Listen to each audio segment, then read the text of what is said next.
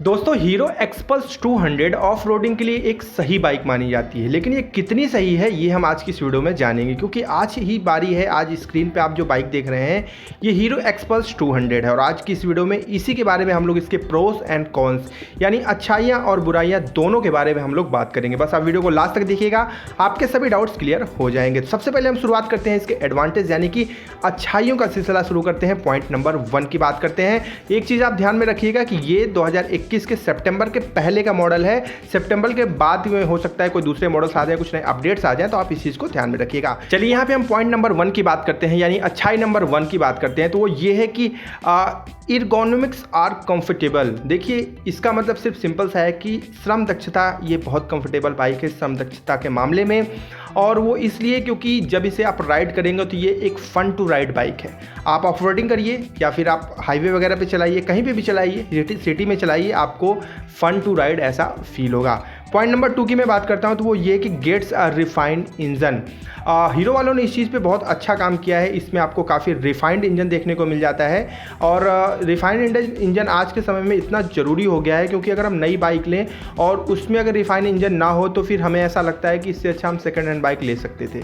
Refined engine बहुत से लोग समझ नहीं पाते होंगे। अगर आप टेस्ट राइड लीजिएगा 2 बाइकों का, एक बाइक आप ऐसी लीजिए जो पुरानी हो और एक बाइक ऐसी लीजिए जिसमें सेम बाइक हो लेकिन उसमें रिफाइंड इंजन दिया गया हो। ठीक है, आपको ऑटोमेटिकली जो है दोनों में डिफरेंस समझ में आ जाएगा। ठीक है, चलिए अगले पॉइंट की मैं बात करता हूं तो वो है कि हाई ग्राउंड क्लियरेंस। अब देखिए इस बाइक को डिज़ाइन किया हीरो वालों ने स्पेशली ऑफ रोडिंग के लिए। ठीक है, तो जाहिर सी बात है कि उनको ग्राउंड क्लियरेंस अच्छा देना ही पड़ेगा और वो चीज़ इस बाइक में लागू भी होती है। मस्त वाला ग्राउंड क्लियरेंस है, पहाड़ वहाड़ पे लेके चढ़ जाइएगा, कोई दिक्कत की बात नहीं है। ठीक है, चलिए अगले पॉइंट की मैं बात करता हूँ तो वो है कि light weight and easy to manage off roads.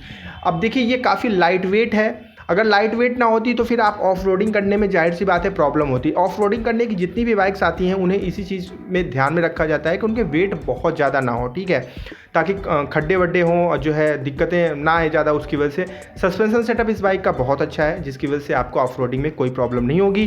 किसी भी तरह के अगर खंडहर वाली रोड पे आप चलाते हैं तो आप अच्छे से मैनेज कर लेंगे और आप इसलिए मैनेज कर पाएंगे क्योंकि ये बाइक आपको मैनेज करने देगी। ठीक है, तो इसके कुछ ये 4 पॉइंट्स मैंने यहाँ पे कंसीडर किए हैं, सिर्फ 4 पॉइंट्स किए हैं, और भी पॉइंट्स हैं लेकिन मैं आपको मेन चीज़ें बता रहा हूँ। छोटी छोटी चीज़ जाने से कोई मतलब नहीं है क्योंकि उसके लिए आप टेस्ट राइड ले लीजिए एक बार बाइक का, आपको सारी चीज़ें कंफर्म हो जाएगी। चलिए यहाँ पे हम बुराई का सिलसिला शुरू करते हैं। पॉइंट नंबर 1 की मैं बात करता हूँ तो वो ये कि headlamps illumination needs larger range.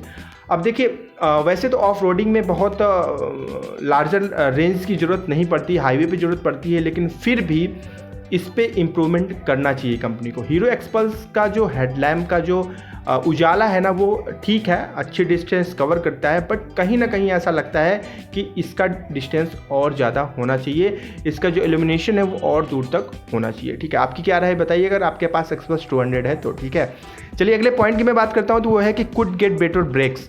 जी हाँ, ब्रेक्स को लेके थोड़ा सा मैं भी ये चीज़ कहना चाहता था क्योंकि जब मैंने टेस्ट राइड ली थी एक्सपल्स 200 की तो मुझे सारी चीज़ में सही लगी थी, लेकिन ब्रेक जो बाइटिंग है ना उसमें थोड़ा सा इंप्रूवमेंट किया जा सकता है। ABS इसमें मिलता है नो डाउट, लेकिन इसके बावजूद भी ये ब्रेक बाइटिंग में थोड़ा सा कंपनी को काम करना चाहिए।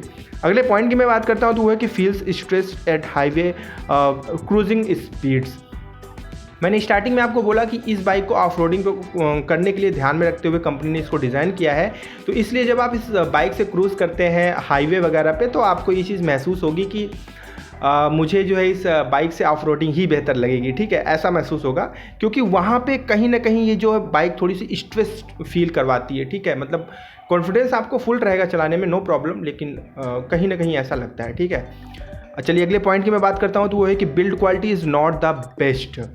अब देखिए ये मेरा थोड़ा सा पर्सनल ओपिनियन हो सकता है क्योंकि बिल्ड क्वालिटी को लेके सबके ओपिनियन अलग अलग होते हैं। ठीक है, मैंने इस बाइक की जब मैंने वीडियो बनाई, मैंने इसका वॉक अराउंड किया, तो वॉक अराउंड करते वक्त हम इसके सारे पार्ट्स को टच करते हैं, अच्छे से देखते हैं कि क्या है, कैसा है, किस तरीके का है। तो उस दौरान हमें कहीं ना कहीं ये चीज़ लग जाती है कि ये बेस्ट है या फिर नहीं है बिल्ड क्वालिटी में। तो ये चीज़ एक्सपल्स के साथ थोड़ी सी नेगेटिव आई है, इसमें कंपनी को ध्यान देना चाहिए। इसी प्राइस में, मैं फिर से बोल रहा हूँ, इसी प्राइस में कंपनी चाहे तो बिल्ड क्वालिटी और भी बेहतर कर सकती है। ऑफ रोडिंग वाली बाइक आपने बनाई है तो बिल्ड क्वालिटी पे आपको सबसे पहले ध्यान देना चाहिए, वो भी सबसे ज़्यादा। ठीक है, तो देखिए अच्छाइयों और बुराइयों का सिलसिला हम करते हैं समाप्त, क्योंकि यहाँ पे हमें वीडियो समाप्त करने का टाइम आ चुका है।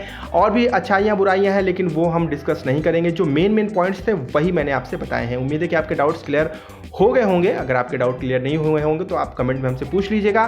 मिलते हैं अगली वीडियो में कुछ नए फ्रेश अपडेट के साथ। खुश रहिए, मुस्कुराते रहिए, और जब भी चले हेलमेट का इस्तेमाल जरूर करिए। मेरे सभी दोस्तों को मेरी तरफ से जय हिंद, जय भारत।